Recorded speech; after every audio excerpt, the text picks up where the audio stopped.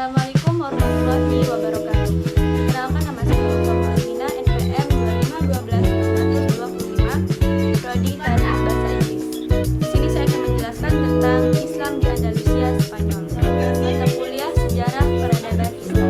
Islam masuk ke Andalusia pada tahun 711 Masehi melalui penaklukan Tariq bin Ziyad.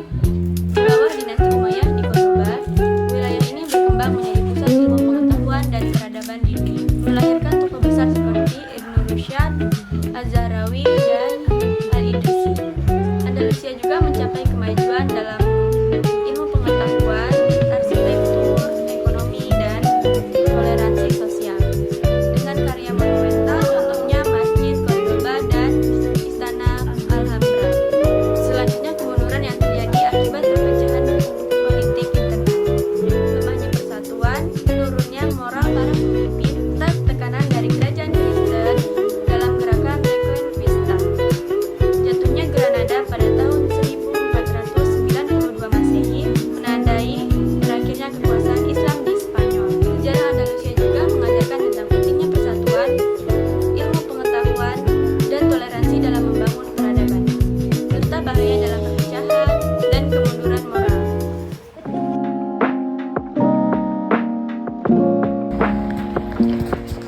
Halo teman-teman, selamat datang di video pembelajaran sejarah peradaban Islam.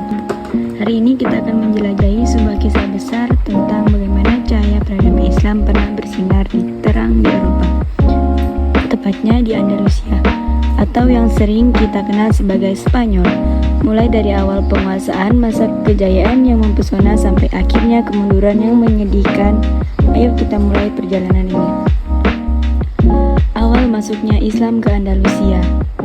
Cerita ini dimulai pada abad ke-8, tepatnya tahun 711 Masehi, ketika seorang jenderal muda bernama Tariq bin Ziyad menyeberangi Selat Gibraltar bersama pasukan Muslim. Konon, Tariq menyampaikan pidato terkenal, "Kemana kalian bisa lari? Laut ada di belakang kalian, musuh ada di depan kalian." Semangat itu mendorong pasukannya hingga mereka berhasil mengalahkan Raja Roderick dari kerajaan Visigoth. Tak lama kemudian, kekuasaan Islam meluas hampir ke seluruh semenanjung Iberia, dan wilayah itu terkenal sebagai Al-Andalus.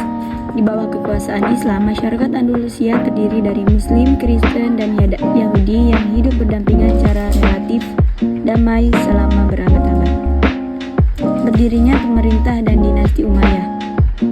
Pada tahun 756 Masehi, seorang pangeran Umayyah Abdurrahman Ad-Dakil melarikan diri dari kejaran Abbasiyah di timur dan tiba di Andalusia. Disinilah ia membangun Emirat Umayyah Cordoba. Beliau dikenal sebagai The Falcon of Andalus, sosok yang meletakkan fondasi politik, ekonomi, dan militer yang kuat. Lalu pada masa Abdurrahman III, Andalusia naik kelas menjadi khalifah dan Cordoba berubah menjadi salah satu kota paling maju di dunia. Masa keemasan peradaban Islam Spanyol. Inilah bagian yang paling menakjubkan selama berabad-abad. Andalusia menjadi pusat ilmu pengetahuan dunia. Kota Cordoba, kota dengan 200.000 rumah. Pada abad ke-10, Cordoba lebih maju daripada kota-kota Eropa lain. Bayangkan, lebih dari 70 perpustakaan besar, rumah sakit modern, jalan-jalan dengan lampu penerangan, pusat pendidikan yang dikunjungi pelajar dari seluruh dunia. Pada masa yang sama, kota-kota Eropa masih gelap dan penuh penyakit. Kemajuan ilmu pengetahuan. Para ilmuwan Muslim Andalusia menciptakan terobosan besar dalam banyak bidang. Ibnu Rushd, filsuf dan ahli hukum yang karyanya diterjemahkan ke berbagai bahasa Eropa. Ibnu Zuhr, pelopor ilmu kedokteran modern. Al-Zahrawi, bapak ilmu bedah, penulis Al-Tasrif yang menjadi rujukan ratusan tahun. Ibnu Bajjah, Ibnu Tufail, tokoh besar dalam filsafat dan sains. Ilmu matematika, astronomi, arsitektur, dan musik berkembang pesat. Arsitektur yang megah, beberapa peninggalan terbesar Andalusia masih berdiri hari ini. Masjid Cordoba dengan 1000 lebih pilar ikon keagungan seni Islam. Istana Alhambra di Granada, mahakarya arsitektur dengan ukiran memukau. Menara Giralda di Sevilla kini menjadi simbol kota. Selanjutnya, toleransi dan keberagaman budaya. Meskipun Andalusia diperintah oleh Muslim, wilayah ini dikenal sebagai masyarakat politan. Muslim, Kristen, dan Yahudi hidup dalam harmoni dan saling bertukar ilmu budaya dan tradisi. Andalusia menjadi laboratorium peradaban multikultural yang hampir tidak ada tandingannya dalam sejarah. Kemunduran peradaban Islam di Spanyol.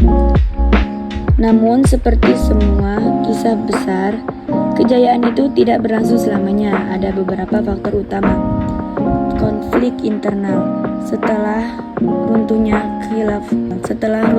Khalifah Cordoba pada konflik internal. Setelah runtuhnya Khilafah Cordoba pada 1031 Masehi, Andalusia terpecah menjadi kerajaan-kerajaan kecil yang disebut muluk atau waif.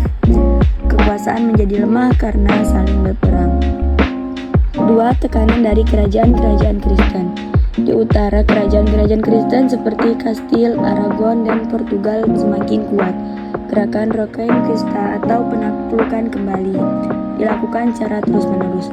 3.